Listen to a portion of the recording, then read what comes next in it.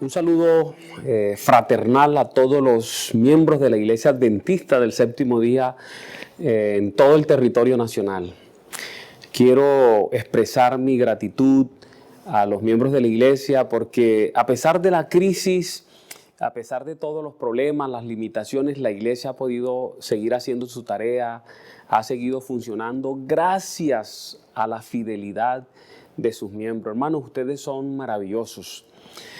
Por eso ruego al Señor que derrame abundantes bendiciones sobre ustedes y sobre cada uno de sus hijos. Ustedes han sido ejemplares durante esta crisis. Por eso el Dios de los cielos recompensará su generosidad, su bondad, derramando grandes bendiciones en sus hogares y en la vida de cada uno de sus hijos. Tenemos noticias que podríamos decir son buenas noticias porque ya el gobierno comienza a avalar el protocolo que presentamos delante de ellos y este fin de semana se estará haciendo un plan piloto en dos iglesias, una católica y una iglesia protestante. Y eso nos muestra que está cerca el momento en que vamos a regresar a nuestros templos. Yo le pido, hermanos, que en sus hogares ahora oren más que nunca, porque tenemos que valorar si regresar ya a los templos va a ser bueno para nosotros, para los miembros de iglesia. Hasta ahora Dios ha protegido la vida de sus hijos y podemos decir que han sido 2 o 3 hermanos los que se han enfermado, se han contagiado y por la gracia de Dios ya se han recuperado. Pero siempre quedan los temores que si de repente ya volvemos al templo, pueden entonces haber más hermanos que se contagien.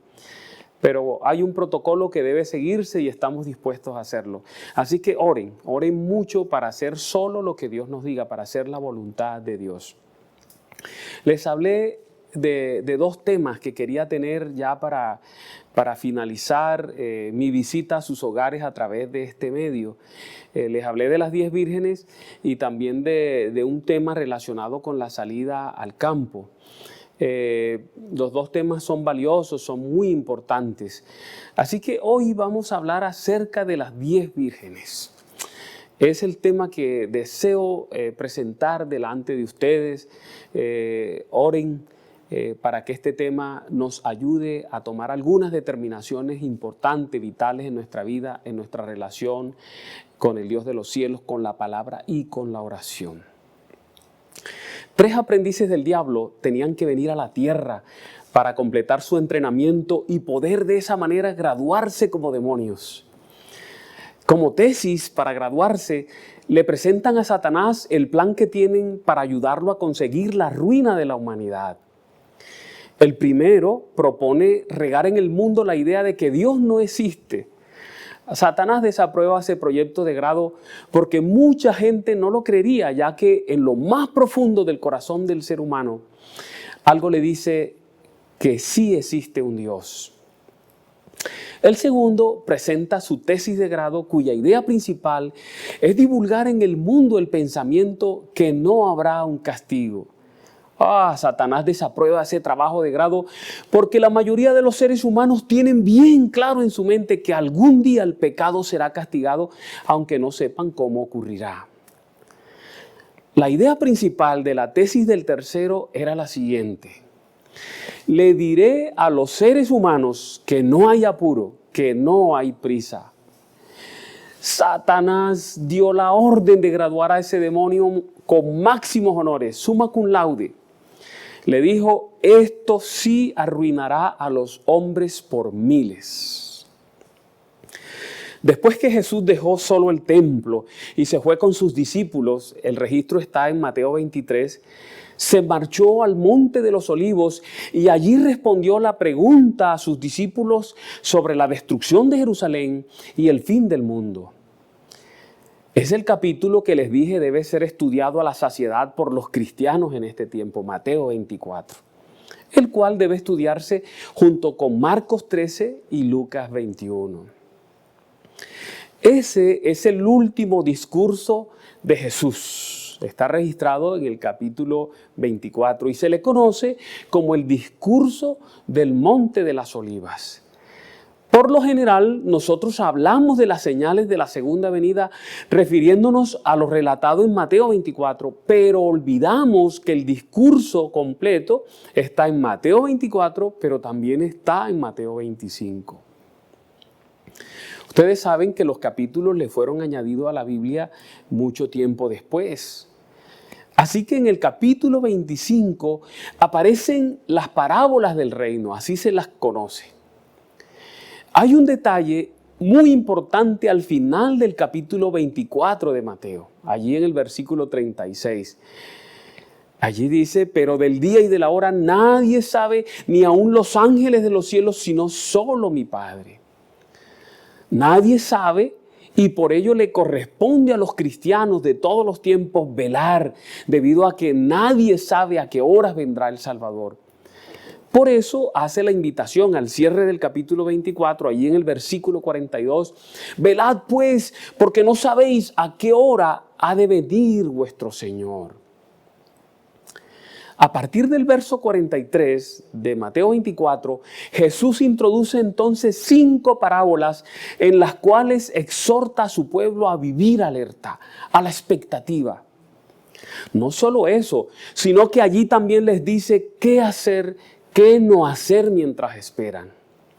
En esas cinco parábolas se enfatiza la urgencia, la fidelidad, la expectación, la vigilancia que debe practicar su iglesia mientras espera para que pueda estar preparada para el regreso de Jesús y no sufrir ningún chasco. Las parábolas conocidas como las parábolas del reino son las siguientes. La primera es el padre de familia. Está todavía en Mateo 24 y enseña la expectación que debe tener el pueblo de Dios mientras espera. La siguiente parábola es el siervo bueno y fiel y enfatiza el trabajo que debe estar haciendo la iglesia que espera el regreso del Señor Jesucristo. Y entonces ya en Mateo 25 está la parábola de las 10 vírgenes que enfatiza la tarea que el Espíritu Santo hará en nosotros mientras esperamos. Luego viene la parábola de los talentos, enfatiza la fidelidad del pueblo de Dios que vive en el tiempo del fin. Y finalmente están las ovejas y los cabritos. Enfatiza la acción, la obra de servicio de la iglesia de Dios mientras espera el regreso de su Salvador. El engaño más peligroso es creer que el tiempo continuará indefinidamente. Mañana, esa palabra mañana puede ser peligrosa para un creyente descuidado. En estas 5 parábolas que se centran en la vigilancia y la preparación, Jesús advierte a su iglesia en contra de esa actitud. Voy a desarrollar entonces una de esas 5 parábolas del reino, la de las 10 vírgenes, que refuerza la importancia de estar vigilante y la importancia del Espíritu Santo para quienes quieren obtener la victoria y morar con Jesús. De esta parábola, Elena White escribe algo muy valioso.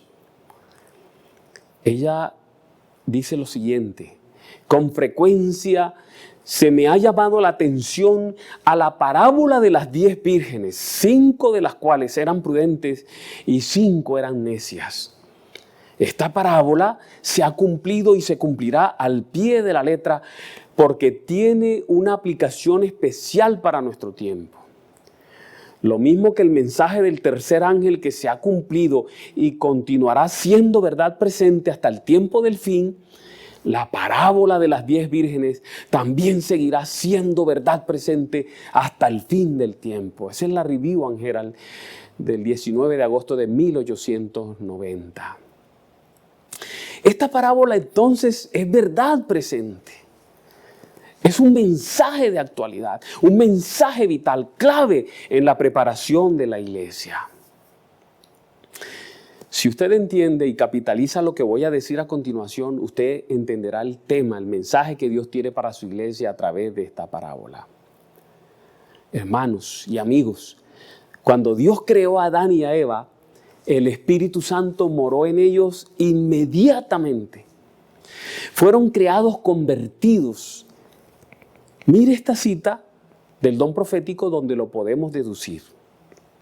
La cita expresa: Cristo vino a la tierra tomando la humanidad y presentándose como representante del hombre para mostrar que en el conflicto con Satanás, el hombre, tal como Dios lo creó, unido con el Padre y el Hijo, podía obedecer todos los requerimientos divinos. Mensaje Selecto, tomo 1, en la página 297.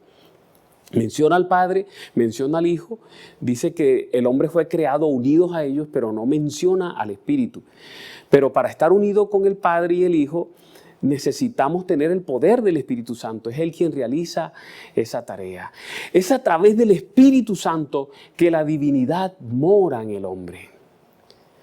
Cuando desobedecieron a Dios, Adán y Eva, perdieron la presencia del Espíritu Santo en sus mentes y en sus corazones, y de esa manera podríamos decir quedaron desconvertidos. Fueron creados convertidos por tener el Espíritu Santo, pero después de la caída quedaron desconvertidos, quedaron destituidos. Fue por eso que se creó el plan de salvación, para lograr la conversión del hombre. Y conversión es la restauración de la parte espiritual de la imagen de Dios dentro de los seres humanos. Y eso solo lo puede hacer el Espíritu Santo. Voy a regresar a Mateo 25, donde aparece la parábola. Este capítulo, el capítulo 25 de Mateo, también forma parte de la respuesta a la pregunta que los discípulos le hicieron al Maestro. Esa pregunta está en el versículo 3 de Mateo 24. ¿Cuándo serán estas cosas? ¿Y qué señal habrá de tu venida y del fin del siglo? Allí en Mateo 24, el Salvador le responde a sus discípulos dándoles señales en diferentes áreas. Señales en el cielo, en la naturaleza, en el mundo político, señales en el ámbito social, en la moralidad, señales en el mundo religioso. Pero hay un detalle. En Mateo 25 está una señal que nosotros pasamos siempre por alto, pero que es una señal sumamente importante. Son las señales en su iglesia, las cuales son presentadas a través de las parábolas del reino y que muestran la condición de la iglesia de Cristo exactamente antes de su regreso a la tierra.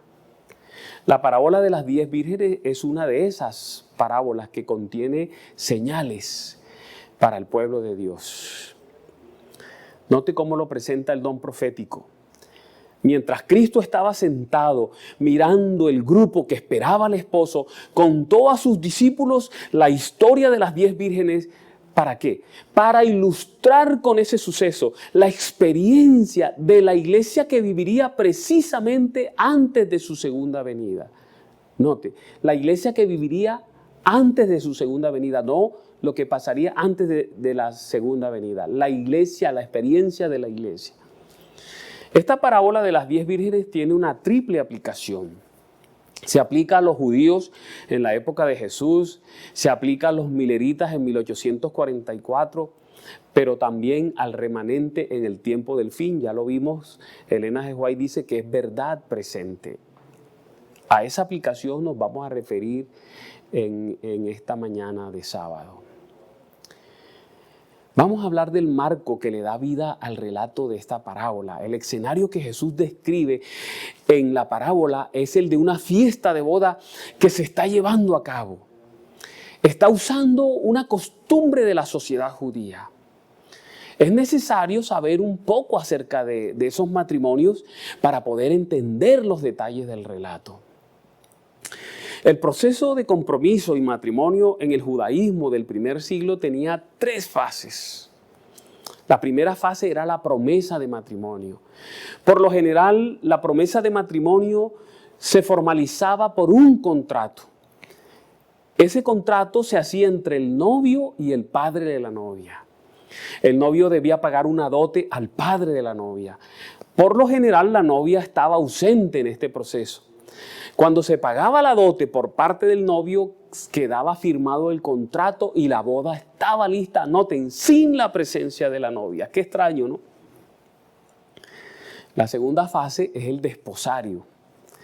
Este comenzaba con el intercambio público de votos y regalos entre la pareja. Así quedaban legalmente casados. Durante este tiempo del desposario, la novia se preparaba, se hermoseaba, preparaba el vestido y el novio preparaba el lugar donde irían a vivir. Y la tercera fase del matrimonio es la fiesta de bodas. Más o menos un año después del desposario, se hacía una celebración que duraba varios días. Después del banquete de bodas, la pareja entonces comenzaba a vivir junta. Se realizaba esa fiesta normalmente en la noche. El esposo salía desde la casa de su padre, acompañado de su amigo especial y un sinnúmero de invitados quienes marchaban con él hasta la casa del padre de la esposa para retirarla y llevársela hasta la casa del padre del esposo, donde se llevaría a cabo la fiesta de bodas. Muchos invitados se unían en ambos trayectos, llevando antorchas o lámparas encendidas en sus manos para alumbrar el camino. Lo que la parábola está describiendo entonces, la parábola de las 10 vírgenes, parece ser el primer día de la fiesta de bodas. La llegada del esposo señalaría el inicio de la celebración y las damas de honor vendrían a su encuentro y le acompañarían a través de las calles del pueblo a su destino con lámparas o antorchas cuyo combustible es aceite. Pienso que aquí es necesario que leamos la parábola. Está en Mateo 25. La parábola dice: entonces el reino de los cielos será semejante a 10 vírgenes que tomando sus lámparas salieron a recibir al esposo. 5 de ellas eran prudentes y 5 insensatas. Las insensatas, tomando sus lámparas, no tomaron consigo aceite. Mas las prudentes tomaron aceite en sus vasijas y juntamente con sus lámparas. Y a partir del versículo 5 dice: y tardándose el esposo, cabecearon todas y se durmieron. Y a la medianoche se oyó un clamor: aquí viene el esposo, salgan a recibirle. Entonces todas aquellas vírgenes se levantaron y arreglaron sus lámparas. Y las insensatas dijeron a las prudentes: danos de vuestro aceite, porque nuestras lámparas se apagan. Mas las prudentes respondieron diciendo: para que no nos falte a nosotras y a vosotras, id más bien a los que venden y comprad para vosotras mismas. Pero mientras ellas iban a comprar, vino el esposo. Y las que estaban preparadas entraron con él a las bodas. Y qué triste, y se cerró la puerta. Después vinieron también las otras vírgenes diciendo: Señor, Señor, ábrenos. Mas él respondió: de cierto os digo que no os conozco. Esto es más triste todavía. Y la parábola cierra haciendo el llamado, la advertencia: velad, velad pues, porque no sabéis el día ni la hora en que el Hijo del Hombre ha de venir. Vamos a mirar los símbolos en la parábola. En la parábola de las 10 vírgenes hay una gran simbología que debe ser entendida para captar el mensaje que se quiere dar a la iglesia. El símbolo más importante, el que más se destaca, es el esposo. Es el personaje principal. Regresa de las bodas para buscar a la esposa y llevarla al hogar preparado por él para hacer la fiesta de bodas. En esta parábola, el esposo es Jesús. Es interesante que en la parábola no habla del novio, habla del esposo. Es decir, ya se ha hecho el contrato, la boda ya se ha llevado a cabo, ya el padre del novio pagó la dote y ya se le ha concedido la novia por derecho. Qué interesante. El otro símbolo, el siguiente personaje, es la esposa. Ella está esperando al esposo y se supone que ha preparado todo, que está lista para recibir al esposo. Puede ser, hermanos, que lo que voy a decir sea nuevo para algunos y que le desagrade a algunos, pero lo voy a probar con la palabra de Dios y con el don profético. La esposa, mis hermanos, no representa en esta parábola a la iglesia. ¿Cómo van a decir ustedes? Miren, hágase la siguiente pregunta. ¿Cómo explicar que la boda ya inició sin la presencia de la novia? Hágase la pregunta, ¿cuándo inició la boda? ¿Dónde se inició esa boda? Voy a pasar a explicarles apoyándome en lo que dice la pluma inspirada y la misma Biblia. Note esta cita tan clara. La venida del novio presentada aquí se verifica antes de la boda. La boda representa la recepción por parte de Cristo de su reino. Note que la sierva de Dios dice que la venida de la que se habla en esa parábola no es la segunda venida, ocurre antes de la segunda venida, ocurre en un evento antes de la segunda venida. Y para que quede más claro, lo voy a reforzar con esta cita a continuación que es maravillosa. Esta cita que leí antes y la que voy a presentarles ahora se encuentra en Cristo en su santuario. Vale la pena leer ese libro. Note lo que dice esta cita. La venida de Cristo como nuestro sumo sacerdote, ojo, al lugar santísimo para la purificación del santuario de la que se habla en Daniel 8:14. Un evento, ahora note, la venida del Hijo del Hombre, a donde está el anciano de días, tal como se la presenta en Daniel 7:13, segundo evento. Pero miren, y la venida del Señor a su templo, predicha por Malaquías, son descripciones del mismo evento. Y eso también está representado, ojo, por la venida del novio a las bodas, descrita por Cristo en las parábolas de las 10 vírgenes según Mateo 25. Cristo en su santuario, página 101. Esto es dinamita, hermanos. 3 grandes eventos son simbolizados por la venida del novio a las bodas. ¿Cuáles son esos 3 eventos? El primero, la venida de Cristo como nuestro sumo sacerdote al lugar santísimo para la purificación del santuario de la que se habla en Daniel 8:14, o sea, el comienzo del juicio investigador.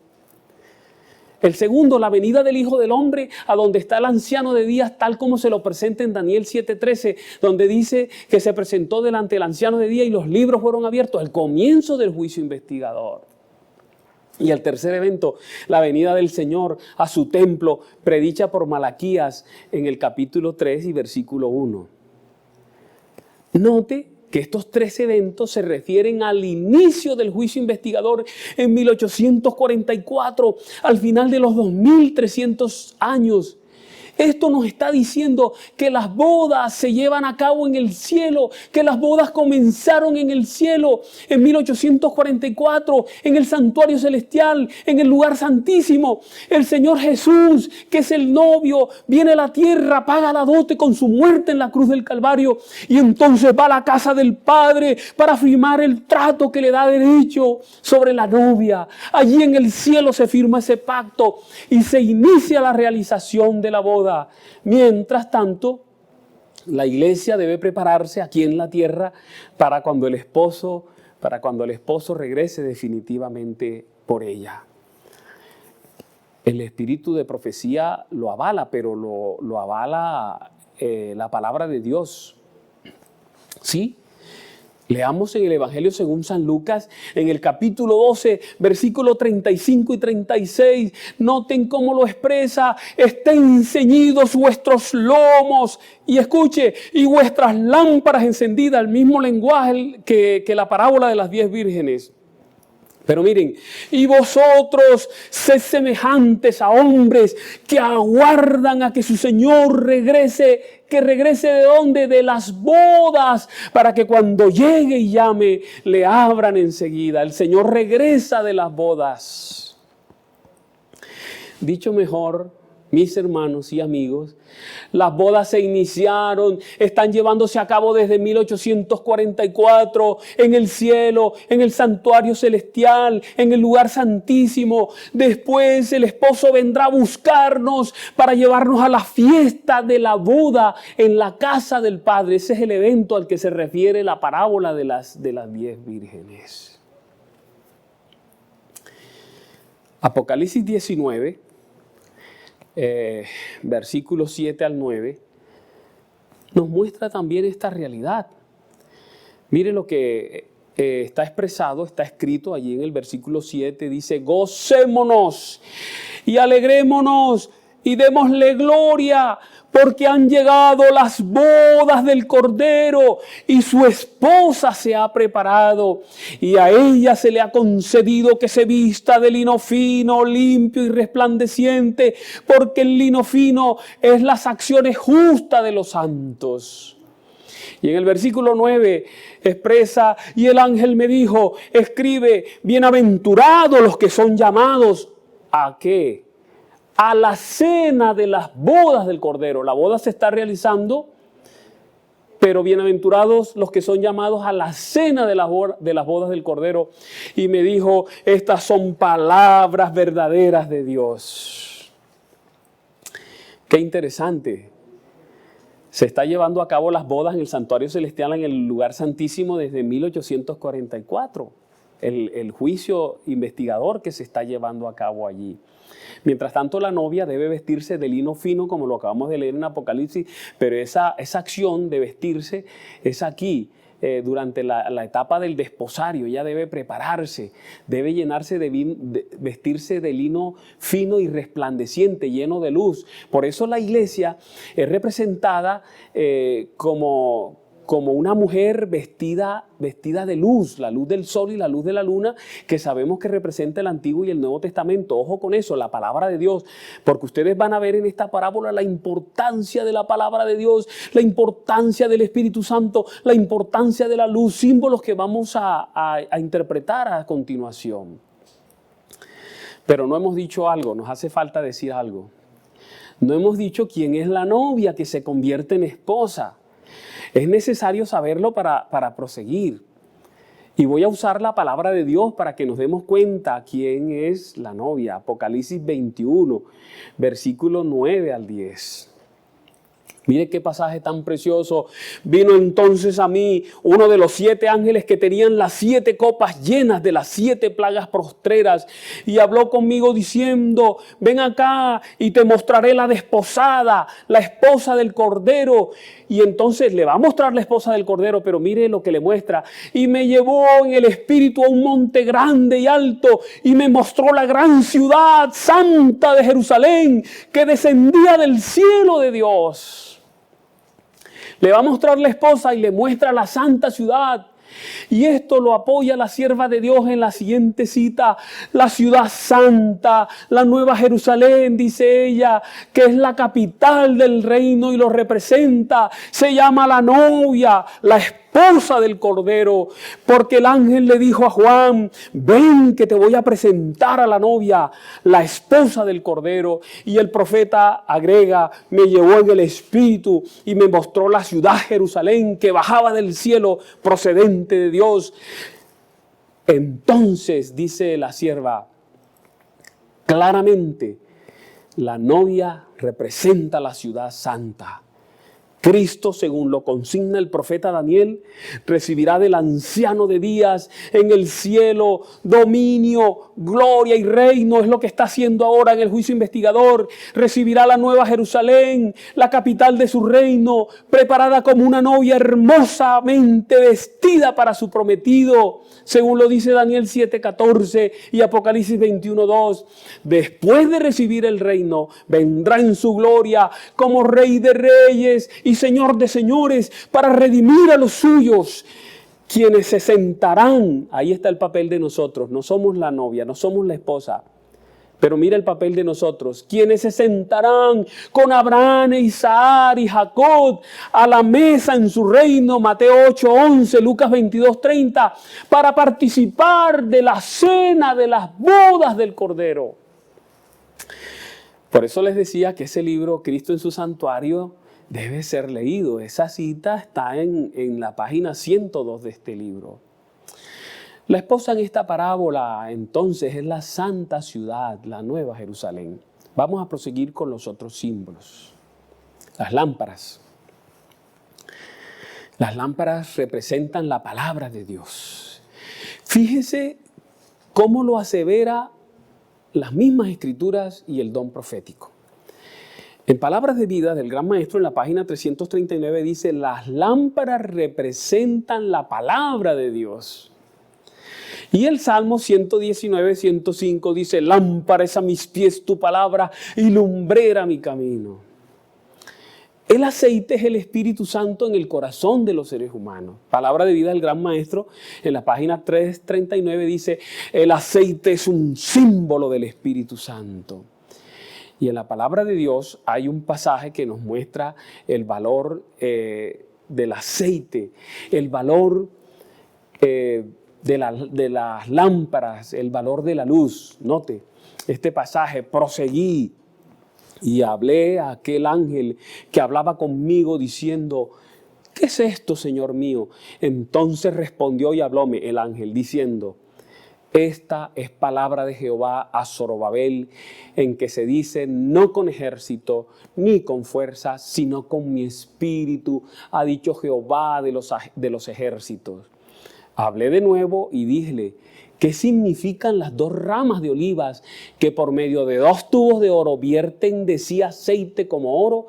Y él dijo: estos dos hijos de aceite son los que están delante del Señor de toda la tierra. Eso está en Zacarías, capítulo 4, versículo 11 al 14. Muestra una figura interesante. Dos árboles de olivos que ustedes saben, la Biblia muestra que son la palabra de Dios, Antiguo y Nuevo Testamento. Tienen tubos que traen aceite y que hacen que las lámparas puedan alumbrar. Es la figura que se utiliza también en la parábola de las 10 vírgenes, lámparas encendidas. Pero ahí en Zacarías podemos ver que se trata de la palabra de Dios, del Espíritu Santo, que a través de la palabra de Dios produce luz en la vida de los hijos de Dios. Vamos a hablar de las vírgenes. ¿Quiénes son las vírgenes? Las vírgenes somos nosotros. Somos los invitados a la fiesta de boda. No somos la novia, no somos la esposa, somos las vírgenes. Somos los invitados. ¿Cómo lo dice la sierva de Dios? Vamos a mirarlo. Entonces, claramente, la novia representa la ciudad santa y las vírgenes que van al encuentro del novio son un símbolo de la iglesia. En el Apocalipsis se dice que el pueblo de Dios son los invitados a la cena de las bodas. Eso está en Apocalipsis 19:9. Si son los invitados, no pueden representar también a la novia. Cristo en su Santuario, página 102. Somos los invitados, señores. Y nosotros somos invitados a la cena de las bodas. ¿Qué representa la luz? En la parábola, la luz es el testimonio, es el carácter. La vida cristiana producida por el aceite, o sea, el Espíritu Santo en nosotros. El creyente recibe a Jesús gracias a la acción del Espíritu Santo en su corazón. La palabra de Dios lo expresa. Cuando tú lees 1 Corintios capítulo 12, 3, dice que no se hace nada, ya sea rechazar o aceptar, solo se confiesa a Jesús a través del Espíritu Santo. Ahí en 1 Corintios 12, 3 dice: por tanto, os hago saber que nadie hable por el Espíritu. Que nadie que hable por el Espíritu de Dios llama anatema a Jesús, y nadie puede llamar a Jesús Señor sino por el Espíritu Santo. Solo se acepta al Señor Jesucristo por la acción del Espíritu Santo. El creyente es transformado gradualmente a lo largo de su vida por la acción del Espíritu Santo hasta que llega a ser una nueva criatura, como lo expresa 2 Corintios 5, 17. De modo que si alguno está en Cristo, nueva criatura es. Las cosas viejas pasaron, he aquí que todas son hechas nuevas. El trabajo de la conversión y de la santificación realizado por el poder del Espíritu Santo. Es un trabajo gradual realizado por el Espíritu Santo. Es lo que expresa 2 de Corintios en el capítulo 3, en los versículos 17 y 18. Dice: por tanto, nosotros todos, mirando a cara descubierta como en un espejo la gloria del Señor, somos transformados de gloria en la misma imagen. Pero dice, ¿cómo? Como por el Espíritu del Señor. Este trabajo del Espíritu Santo en el creyente se lleva a cabo en 2 etapas. Yo lo dije en el tema de la lluvia tardía. Esas 2 etapas son la lluvia temprana, al iniciar la vida cristiana, el bautismo, la conversión, y luego la lluvia tardía, que es la que completa esa tarea. Son 3 elementos sobresalientes que produce la plenitud del Espíritu Santo cuando está en la vida de un ser humano. ¿Cuál es el primer elemento? La presencia de Cristo en nuestra vida, que es la conversión. El segundo elemento, la semejanza de Cristo en nosotros, que es la santificación. Y el tercer elemento, el poder de Cristo en nosotros para hacer la tarea que nos toca hacer en esta tierra y para vencer el mal en nuestras vidas, dejarnos listos, preparados, grano maduro para la cosecha. Vamos a ver ahora, vamos a centrarnos nuevamente en la parábola. Vimos los símbolos, ahora vamos a ver las diferencias que hay entre las vírgenes. Son 10 vírgenes, todas parecen iguales. Mire lo que dice la sierva de Dios acerca de estas 2 vírgenes. Ella expresa las 2 clases de personas que esperaban, representan 2 grupos que profesan estar esperando a su Señor. Se las llama vírgenes porque profesan una fe pura. Note que los 2 grupos profesan una fe pura. ¿Cuáles son las semejanzas en estos 2 grupos? Miren, ambas son vírgenes, o sea que poseen una fe pura. Ambas fueron invitadas, ambas tenían las vestiduras adecuadas, ambas esperan a su Señor con ansiedad. Las 2 tienen lámparas encendidas y también tienen recipiente para aceite extra. Las 2 se cansan y se duermen. Ambas se despiertan repentinamente. Ambas acondicionan sus lámparas en apuro para unirse al cortejo porque ya el esposo viene. El registro profético capta esta realidad de la siguiente manera. Ella escribe: en la parábola, todas las vírgenes salieron a recibir al esposo, todas tenían lámparas y vasijas para aceite. Por un tiempo parecía no haber diferencia entre ellas. Por un tiempo, dice. Eso está en Palabra de Vidas del Gran Maestro en la página 339. Esto nos muestra que esta parábola no tiene que ver con incrédulos o paganos. A veces leemos esta parábola y pensamos en la gente del mundo y la gente de la iglesia. No. Todo su contenido está dirigido a los que creen, a ti y a mí, a la iglesia adventista del séptimo día que dice ser la iglesia remanente. Está dirigida a quienes esperan a Jesús y todos al parecer están listos para recibirlo. Esta parábola presenta un cuadro vivo de la iglesia y de la experiencia que esta iglesia vivirá justo antes de la segunda venida de Cristo y de manera más exacta mientras se realiza el juicio investigador en el lugar santísimo del santuario celestial. Durante la espera todos parecen iguales. Las diferencias no están en la superficie, no están en la formalidad externa, no tiene que ver con la vida externa. Y perdónenme lo que voy a decir, pero esto me hace pensar en la manera astuta como el enemigo trata de engañar a esta iglesia. El enemigo pone a esta iglesia a pelear entre sí por las cosas externas, que no es que sean malas, pero son las cosas externas. Hay una obra mayor que debe realizarse en el corazón, en la mente, en la vida del creyente, pero Satanás nos hace centrar nuestra mirada en las cosas externas,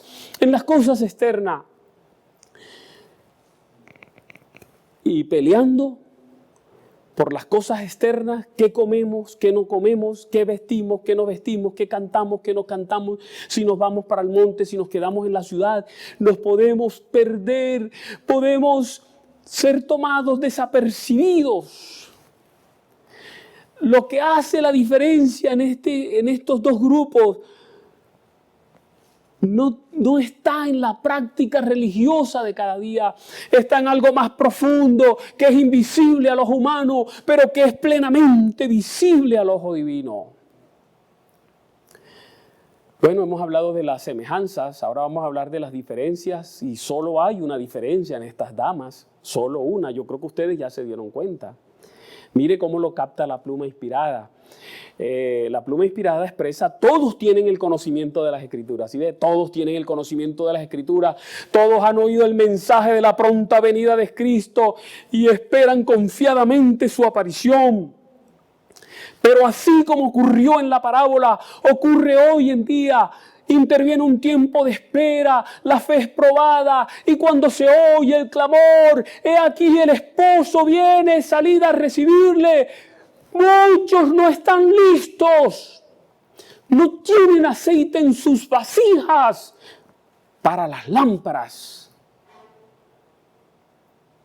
El único, pero determinante problema es ese. 5 de esas damas no llevaron aceite extra, hermano. No es más, amigos y hermanos, es solo eso, aceite extra. Y de pronto usted se está haciendo una pregunta, pero Pastor Redondo, en sí, ¿cuál es el problema de las vírgenes fatuas? Mire esta cita tan diciente.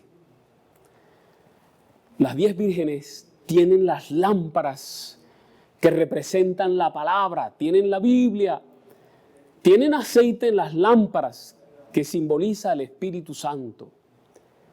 Pero, escuche, desafortunadamente ocurre una demora, se duerme, se apagan las lámparas y cuando intentan prenderlas nuevamente, las fatuas se dan cuenta que han cometido un error, un solo error, un único error. No tienen aceite extra. No tienen aceite extra. En esta cita se retrata esa dramática situación. Elena White escribe, sin el Espíritu de Dios, un conocimiento de su palabra no tiene valor. La teoría de la verdad, cuando no va acompañada del Espíritu Santo, no puede avivar el alma o santificar el corazón. Uno puede estar familiarizado con los mandamientos y las promesas de la Biblia, pero a menos que el Espíritu de Dios grabe la verdad, el carácter no será transformado. Sin la iluminación del Espíritu, los hombres no podrán distinguir la verdad del error y caerán bajo las tentaciones maestras de Satanás. Eso está en Palabra de Vida del Gran Maestro en la página 337. La iglesia adventista es el pueblo del libro negro. Pero tristemente es el pueblo del libro negro empolvado, debajo del brazo. Hermanos, lámpara sin aceite es igual a Biblia sin Espíritu Santo. Es la gran realidad. Este pueblo tiene que hacer un cambio en su vida. Este pueblo, como en antaño, cuando empezó, tiene que volver a la palabra de Dios. Tiene que volver a la palabra de Dios con oración. Tiene que volver a la palabra de Dios procurando el Espíritu Santo, que es el que nos da a conocer esas verdades que allí están. Y que es quien aplica esas verdades en nuestra vida para que sean asimiladas. Me llama la atención lo que la sierva de Dios, la mensajera inspirada, escribe. La clase representada por las vírgenes fatuas no está formada de hipócritas. ¿Se dan cuenta, hermanos? No es gente mala y gente buena, no es gente de adentro y gente de afuera, es toda la gente de adentro la que conforma el remanente, la que dice conformar el remanente. Ella expresa sus componentes, manifiestan respeto por la verdad, la han defendido y son atraídos hacia aquellos que la creen. Pero, dice ella, no se han rendido a sí mismos a la obra del Espíritu Santo, no han caído sobre la roca Cristo Jesús y permitido que su vieja naturaleza fuera quebrantada. Y ella añade algo: esta clase se halla simbolizada también por los oyentes representados por el terreno rocoso. Reciben la palabra con prontitud, pero no asimilan sus principios. La influencia de la palabra no es permanente. Palabras de vida del Gran Maestro 338. ¿Se dan cuenta? Esa clase de creyentes es representada por la semilla que cayó en las piedras, lo acaba de decir la sierva de Dios. Eso está en Mateo capítulo 13, la parábola del sembrador. El versículo 5, esto es lo que estaba mencionando Elena G. de Huay en la cita anterior, parte cayó en pedregales, hablando de la semilla, donde no había mucha tierra y brotó pronto, porque no tenía profundidad de tierra. Pero salido el sol, se quemó, y porque no tenían raíz, se secó.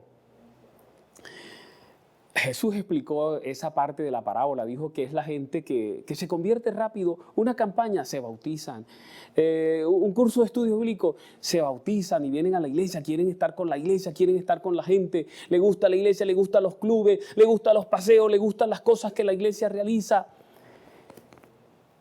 Pero sale el sol, vienen las dificultades y emigran, se van.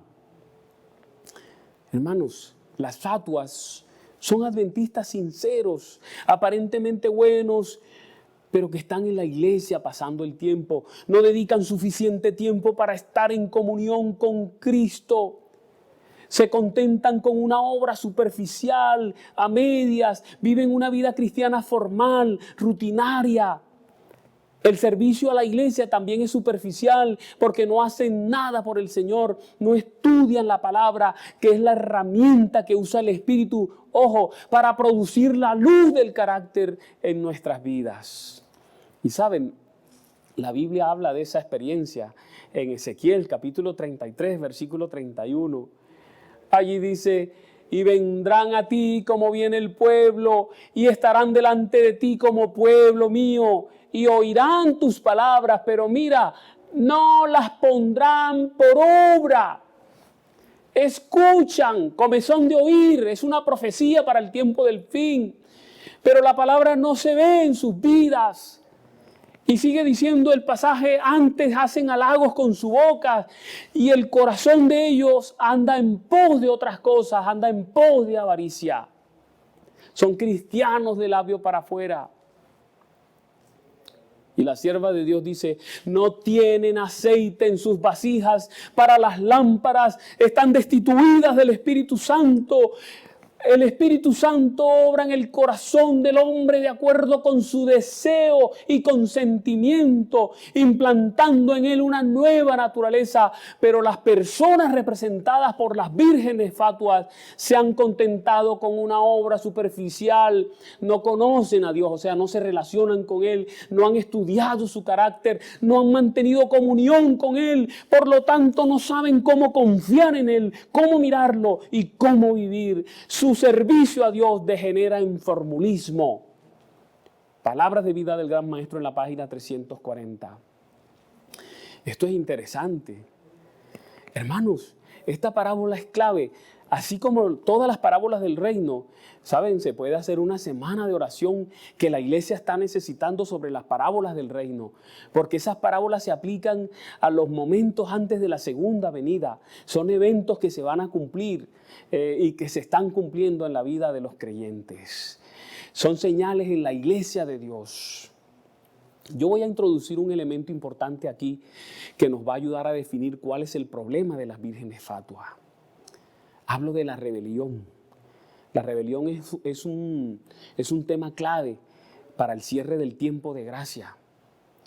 La rebelión es la decisión de no obedecer la voluntad de Dios a pesar de disponer evidencias convincentes sobre cuáles son los deseos que Dios tiene para la vida de nosotros.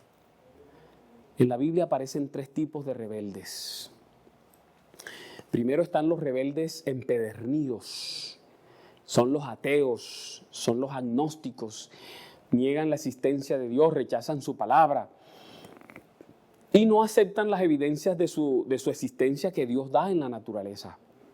Dios le dio al hombre inteligencia y capacidad de darse cuenta que en la naturaleza está revelado también el carácter de Dios, pero ellos rechazan esas evidencias. En segundo lugar están los rebeldes creyentes. Esos creen en Dios, creen en la inspiración de la Biblia, es todo lo contrario a los anteriores. Los ejemplos de ellos son los dirigentes judíos en el Nuevo Testamento. A pesar de las evidencias que Jesús le dio, como por ejemplo la curación del paralítico, Jesús curó al paralítico delante de ellos, Jesús curó a un ciego delante de ellos, Jesús resucitó a Lázaro, lo sacó de la tumba delante de ellos, pero a pesar de esas evidencias que le mostraban que Jesús era el Hijo de Dios, sencillamente lo rechazaron. Y en tercer lugar están los rebeldes piadosos, y estos son los peligrosos. Estos son los que están descritos en Mateo 7, 21 al 23. Los que dicen, Señor, Señor, pero en tu nombre hicimos milagros, echamos fuera demonios. Es gente cristiana, es gente espiritual, es gente dentro de la iglesia. Son religiosos, están aferrados a las buenas acciones y es más, le echan esas acciones al Señor Jesucristo en la cara. Le dice, ¿cómo nos vas a dejar afuera? Si hicimos, predicamos, campañas, ¿cómo nos vas a dejar afuera? Pero el Señor Jesús expresa cuál es la razón de su perdición. El Señor Jesús les dice, nunca os conocí. ¡Wow! Vivieron la vida cristiana, hicieron muchas cosas por la iglesia, pero el Señor les dice, no les conocí. Quiere decir que hay gente que se puede perder dentro de la iglesia, ocupadas, haciendo 1000 cosas para Dios y para esta iglesia, y se pueden perder porque no desarrollan una relación con Cristo para procurar conocer a Dios el Padre, a Jesús el Hijo, al Espíritu Santo de un modo profundamente personal, dedicando tiempo al estudio serio de la Biblia, a la oración sincera, al servicio cristiano y al cultivo diligente de un carácter semejante al de Cristo. Las personas que descuidan esta íntima amistad con el Dios triuno están en rebelión contra Él, tanto como quienes rechazan creer en Él. Eso se llama rebelión piadosa. Y eso fue el problema de las vírgenes fatuas. Rebelión piadosa.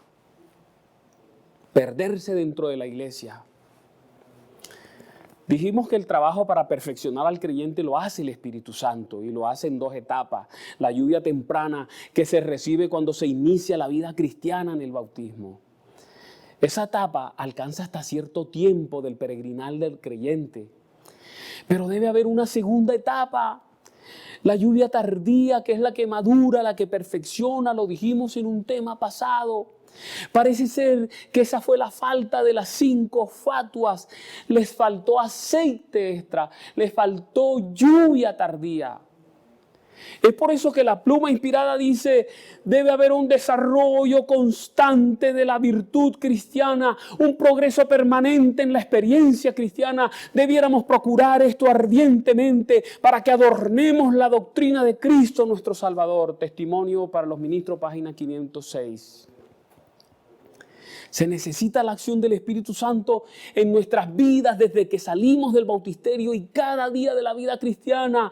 En ningún momento de nuestra experiencia, dice la sierva, podemos prescindir de la ayuda que nos capacitó para comenzar las bendiciones recibidas en ocasión de la lluvia temprana. No son necesarias hasta el mismo tiempo del fin. Al buscar a Dios para que nos conceda el Espíritu Santo, Él producirá en nosotros mansedumbre, humildad de mente y una consciente dependencia de Dios. Solo a través del Espíritu estaremos completos para entrar a la eternidad. Por eso, según escribe el don profético, el Espíritu busca habitar en cada alma.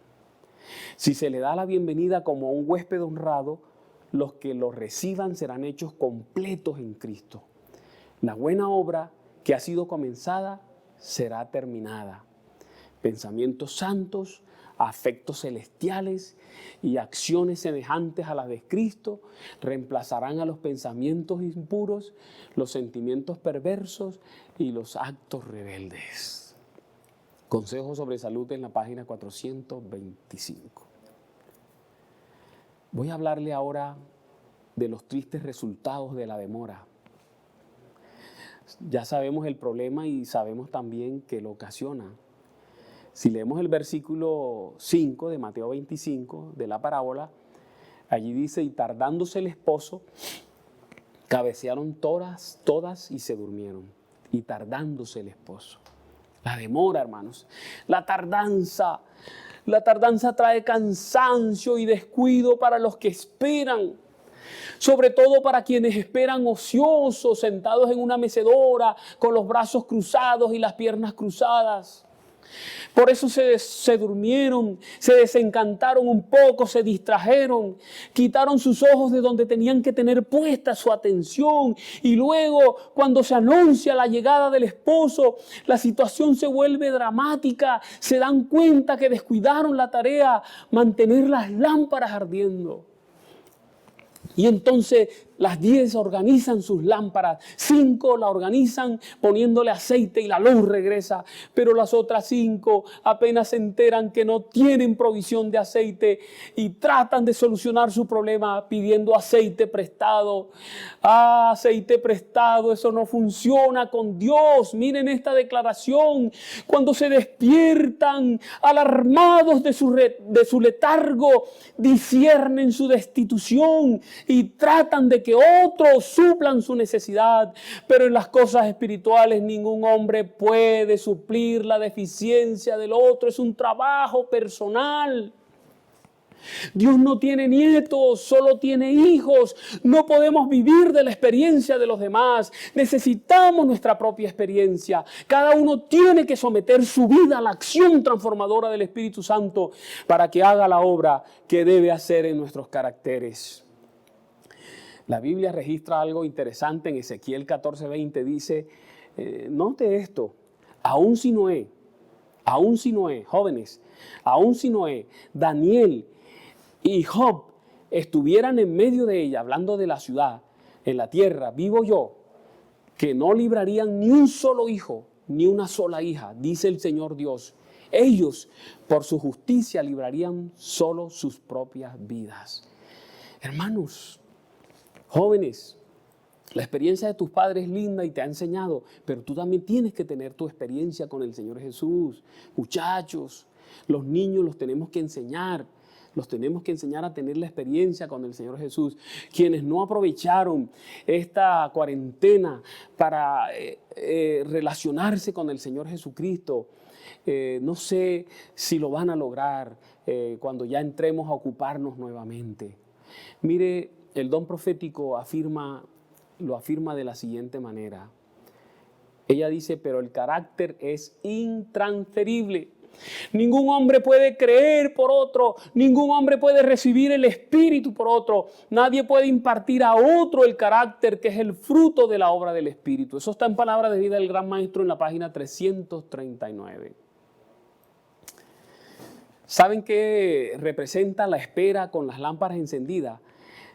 Representa el periodo, la espera es el periodo entre la ascensión de Jesús, murió en la cruz y se fue al cielo, desde ese momento hasta que se cierre la puerta de la gracia. Esa es la espera. En ese periodo es que se duermen, en ese periodo es que se distraen algunos, en ese periodo es que algunos descuidan el aceite para la lámpara.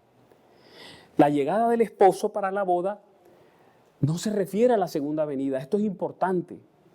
Se refiere a su llegada delante del Padre para recibir el reino en el juicio investigador. Se refiere al paso del lugar santo al lugar santísimo para iniciar el juicio investigador. A eso se refiere la venida del novio que representa la parábola de las 10 vírgenes. La boda se completará cuando Jesús termine el juicio investigador y reciba el reino compuesto por sus fieles seguidores. Lo que está haciendo el juicio investigador es completar ese reino, sacar los nombres de quienes no merecen estar ahí y dejar los nombres de quienes deben estar ahí. La iglesia, hermanos, comete un error si se concentra en la venida de Jesús. ¿Sabe por qué? Porque algunos dicen, está demorada, la venida del Señor Jesús está demorada. Sí, está demorada, eso es lo que pensamos nosotros humanamente. Pero el juicio investigador comenzó en 1844, no está demorado, empezó a tiempo, se está llevando a cabo, entiéndelo, se está llevando a cabo. Y allí tu vida y la mía y la de nuestros hijos será tomada. No podemos descuidarnos diciendo la venida va a demorar porque se está llevando a cabo, lo que determina si en la segunda venida estarás feliz levantando tus brazos para recibir al Señor o triste, escondiéndote, corriendo de Él. Debemos estar pendientes de la obra que se está llevando a cabo ahora en estos momentos en el lugar santísimo del santuario. Tenemos que estar pendientes de eso. Tenemos que estar pendientes. La iglesia debe estar pendiente de la obra que se está llevando a cabo en el lugar santísimo del santuario celestial, porque allí se está definiendo el reino, se está definiendo el grupo de fieles. Tenga en cuenta que cuando se cierra la puerta en la parábola, las vírgenes tuvieron tiempo para buscar aceite para sus lámparas. Pero ya era demasiado tarde. ¿Sabe qué tiempo es ese en que las vírgenes pueden ir a tratar de comprar aceite? Se cerró la puerta de la gracia y pasa un tiempito mientras ocurre la segunda venida del Señor. A ese tiempo se refiere. ¿Te das cuenta dónde debes concentrar tu atención? Las vírgenes fatuas, hermanos, comenzaron bien. Ellas tenían la Biblia, recibieron la lluvia temprana del Espíritu Santo, pero se descuidaron y no estaban listas para recibir la efusión de la lluvia tardía. Permitieron que su experiencia religiosa muriera de tal manera que no pudieron recibir los beneficios de la lluvia tardía. ¿Cuántos miembros de iglesia dicen estoy frío, pastor, me he enfriado? Es ese proceso que tienes que sacudir, que no puedes dejar que se agudice en tu vida. Por otro lado, en la parábola hay un grupo, no vamos a detallarlo, que entró a las bodas con el esposo. Un grupo entró a la boda se está realizando ahorita. ¿Cómo así que entran a la boda? ¿Quiénes entran a la boda? Todos aquellos cuyos nombres están escritos en el libro de la vida, están allá donde se está llevando a cabo la boda, están presentes. Los que entraron con el esposo no entraron allí en persona, están haciendo acto de presencia por medio de su nombre en el libro de la vida. Cuando el juicio investigador se termine, entonces solo quedarán en los libros quienes cumplan con los requisitos. Ellos y solo ellos van a constituir el reino que les será entregado al Señor Jesús. Miren esta cita del don profético tan importante. La obra del juicio investigador y el acto de borrar los pecados deben realizarse antes del segundo advenimiento del Señor. Se está llevando a cabo ahora.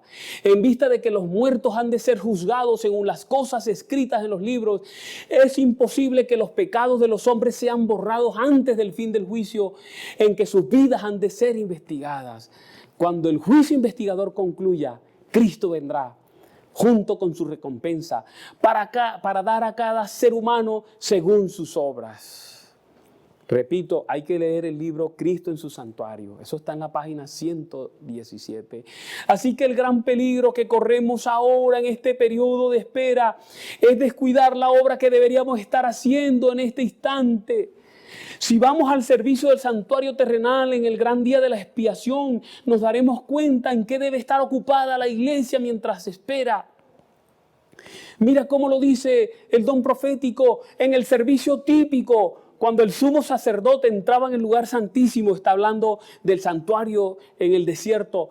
Todos los hijos de Israel debían reunirse cerca del santuario y humillar sus almas del modo más solemne ante Dios, a fin de recibir el perdón de sus pecados y no ser separados de la congregación. Cuánto más esencial es que en nuestra época antitípica de la expiación comprendamos la obra de nuestro sumo sacerdote y sepamos qué deberes nos incumbe. Conflicto de los siglos, página 484. Lo mismo que hacía el pueblo de Israel debe ser hecho por el pueblo de Dios ahora. ¿Qué hacía el pueblo de Israel? Bueno, lo acabamos de leer, pero recuérdalo, Levíticos capítulo 16, versículo 29. Y esto tendréis por estatuto perpetuo en el mes séptimo, a los 10 días del mes. Afligiréis vuestras almas y ninguna obra haréis, ni el natural, ni el extranjero que mora entre vosotros, porque en este día se hará expiación por vosotros y seréis limpios de vuestros pecados delante de Jehová. Día de reposo es para vosotros y afligiréis vuestras almas, es estatuto perpetuo. Y el registro profético lo declara de la misma manera. Mientras se lleva a cabo el juicio investigador en el cielo, debe producirse una obra especial de purificación, de liberación del pecado entre el pueblo de Dios en la tierra. Está en el conflicto de los siglos en la página 478. Esta obra se está llevando a cabo en estos momentos en el cielo. Mírelo como la mensajera del Señor lo expresa. Estamos viviendo ahora en el gran día de la expiación. Cuando en el servicio típico el sumo sacerdote hacía la expiación por Israel, dice ella, todos debían afligir sus almas por medio del arrepentimiento de sus pecados y la humillación ante el Señor, si no querían verse separados del pueblo. Y entonces se expresa de la misma manera: todos los que desean que sus nombres sean conservados en el libro de la vida deben ahora, en los pocos días que les quedan de este tiempo de gracia, afligir sus almas ante Dios con verdadero arrepentimiento y dolor por sus pecados. Conflicto de los siglos, página 480. Esta es la tarea que debemos estar haciendo ahora. Esa es la tarea que descuidaron las vírgenes fatuas. Hay que escudriñar honda y sinceramente el corazón. Hay que extirpar el espíritu liviano y frívolo al que se entregan tantos cristianos de profesión. Empeñada lucha espera a todos aquellos que quieran subyugar las malas inclinaciones que tratan de dominarlos. Nos dice Dios a través del libro Conflicto de los Siglos en la página 122. Yo quiero que usted mire una cita que hace alusión al estudio de la palabra que tiene que ver con el uso de las lámparas. Mire, los que desean participar de los beneficios de la mediación del Salvador no deben permitir que cosa alguna, escuche, no deben permitir que cosa alguna les impida cumplir su deber de perfeccionar la santidad en el temor de Dios. Y mira la advertencia, el llamado de atención: en vez de dedicar horas preciosas a los placeres, a la ostentación o a la búsqueda de ganancias, deberían consagrarlas a un estudio serio y con oración de la palabra de verdad. El pueblo de Dios debería comprender claramente el tema del santuario y el juicio investigador. Todos necesitan conocer por sí mismos la posición y obra de su gran sumo sacerdote. Todo individuo tiene un alma que salvar o perder. Cristo en su santuario, página 120. ¿Qué debemos hacer? Afligir nuestras almas con verdadero arrepentimiento, escudriñar el corazón, extirpar el espíritu liviano y frívolo, ayunar y orar, estudiar la palabra. Es una obra de cada uno, hermanos. Por eso las vírgenes prudentes no pudieron compartir su aceite con las fatuas, porque no se puede compartir, porque es una obra personal. La obra de preparación, dice Elena G. de White, es una obra individual. No somos salvados en grupo. La pureza y devoción de uno no suplirá la falta de estas cualidades en otro. Si bien todas las naciones deben pasar en el juicio ante Dios, sin embargo Él examinará el caso de cada individuo con un escrutinio tan estricto y minucioso como si no hubiese otro ser en la tierra. Cada uno tiene que ser probado y encontrado sin mancha, ni arruga, ni cosa semejante. Conflicto de los siglos, página 480. Hermanos del alma, la clave para estar listos es orar. Mantener nuestra atención en la obra que se está llevando a cabo en el lugar santísimo del santuario celestial. Escudriñar nuestra vida, permitirle al Espíritu Santo purificar nuestra vida interior, revisar nuestros motivos, experimentar un genuino arrepentimiento por nuestros pecados y confesarlos ante nuestro intercesor. Yo he insistido con esto una y otra vez en los temas que he tenido, sostener el estudio de la palabra y poner en práctica las verdades que se nos revelan, mantener una consistente y estrecha comunión con Cristo, invertir tiempo y recursos en la evangelización, trabajar, velar, revelar el amor de Jesús a otros durante la espera. No va a ser fácil hacerlo porque el enemigo va a tratar de evitarlo. Miren que Dios a través de su sierva nos advierte. Ella expresa: Satanás inventa innumerables proyectos para ocupar nuestra mente, para que ella no se espacie en la obra precisa en que deberíamos estar más ocupados. El archiengañador odia las grandes verdades que resaltan un sacrificio expiatorio y a un mediador todopoderoso. Sabe que su éxito estriba, ojo, en distraer las mentes de Jesús y de sus obras. Cristo en su santuario, página 120. Yo quiero decir algo aquí así rapidito, mis hermanos. ¿Saben una cosa? Mire, es triste que nosotros estemos pensando en cosas diferentes a las que deberíamos estar pensando ahora. ¿Saben? El centro del mensaje adventista, el centro del mensaje del remanente es Cristo, hermanos. Es Cristo, es solo Cristo. A nosotros no nos salva lo que comemos o dejamos de comer, lo que vestimos o dejamos de vestir, lo que cantamos o dejamos de cantar, si salimos o no salimos. Eso no es lo importante. Satanás nos tiene atrapados en una pelea interna los unos con los otros. Él sabe cómo distraernos y nos estamos perdiendo de la tarea que realmente debemos hacer. Es necesario y urgente hacer cambios en la manera como hemos vivido la vida cristiana hasta ahora. Uno de los llamados que Dios hace a través de su profeta es ella expresa: el egoísmo escondido de los hombres aparece publicado en los libros del cielo. El egoísmo. Allí está el registro de los deberes que no cumplieron para con el prójimo, la acción hacia el prójimo, el de su olvido de las exigencias del Señor, nuestros incumplimientos. Allí se verá cuán a menudo fueron dados a Satanás el tiempo, los pensamientos y las energías que pertenecían a Cristo, viendo cosas que no debemos ver, asistiendo a lugares donde no debemos asistir. Tristes son las anotaciones que los ángeles llevan al cielo. Seres inteligentes que profesan ser seguidores de Cristo están enfrascados en las adquisiciones de bienes mundanos o en el goce de los placeres terrenales. El dinero, el tiempo y las energías son sacrificados a la ostentación y al egoísmo, pero pocos son los momentos dedicados a orar, a investigar las Escrituras, a humillar el alma y a confesar los pecados. Que Dios nos ayude, hermanos, para ocuparnos de nuestra salvación. La bendición para esta semana de confinamiento. Jehová te bendiga y te guarde. Jehová haga resplandecer su rostro sobre ti y tenga de ti misericordia. Jehová alce sobre ti su rostro y ponga en ti paz. Oramos. Dios poderoso, gracias por todo lo que tú estás haciendo por tu iglesia aún en el confinamiento. Gracias porque la iglesia puede funcionar. Gracias porque tú mueves a nuestros hermanos, mueves sus corazones, los haces fieles. Gracias porque tú los sostienes, los cuidas, los proteges. Permite, Señor, que mientras esta crisis demora y termina, tu protección sea una realidad cada día para cada miembro de iglesia y para sus seres queridos.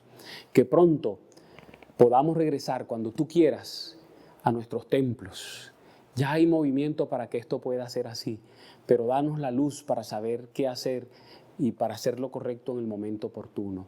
Y cuando estemos ya en nuestros templos, quisiéramos pedir que tus ángeles estén con nosotros reunidos en los cultos, que tu Espíritu esté allí y que la protección sea constante y permanente, que aún allí sigas protegiendo a tus hijos para que no se contagien. No queremos perder la vida de nuestros hermanos. Queremos juntos, Señor, salir de esta crisis vivos para seguir honrándote y para seguir haciendo la tarea que debemos hacer para ti en este mundo y permitiéndole al Espíritu Santo hacer la obra que tiene que hacer en nosotros para la traslación. Elevamos esta oración a ti en los méritos de nuestro buen Salvador Cristo Jesús. Amén. Amén.